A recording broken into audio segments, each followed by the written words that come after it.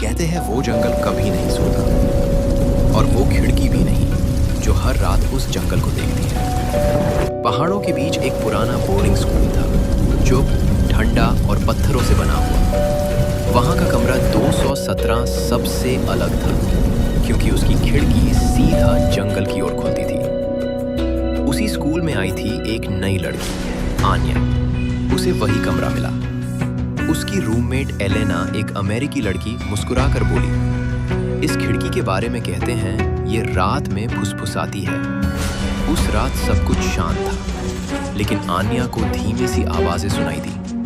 पहले लगा हवा है, मगर आवाज बाहर से नहीं, खिड़की के अंदर से आ रही थी। उसने ध्यान से सुना। कोई उसका नाम पुकार रहा था, कभी हिंदी में, कभी अंग्रेजी में। फिर अचानक जैसे सब कुछ बदल गया।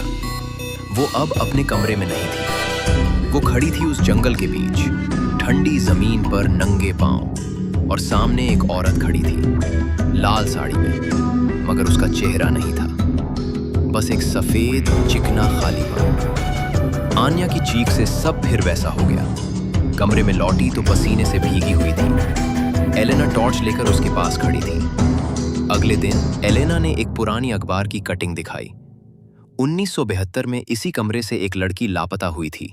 बस उसकी लाल साड़ी मिली थी जंगल के किनारे। आन्या देर तक कटिंग देखती रही, फिर धीरे से बोली, वो मुझे बुला रही है, शायद मैं ही वो हूं। उस रात एलेना ने अपना बैग पैक किया। वो अब उस कमरे में नहीं रहना चाहती थी, मगर जैसे ही उसने मुड़कर देखा, आन्या खिड़की के पास खड़ी थी, चुपचाप। उसकी आंखें काली हो चुकी थी। उसने कहा, तुमने सुना, अब वो तुम्हें भी चाहती है। अगली सुबह कमरा 217 खाली था। ना आन्या थी, ना एलेना, सिर्फ खिड़की खुली थी और एक लाल साड़ी हवा में लहराते हुए जंगल की ओर उड़ रही थी। बाहर पुराना चौकीदार अगरबत्ती जला रहा था और बुदबुदाया, जंगल अपनी बेटियों को कभी नहीं भूलता। और आज भी अगर ध्यान से देखो तो उस खिड़की से जंगल में दो परछाइयां दिखती हैं जो हर रात बस खिड़की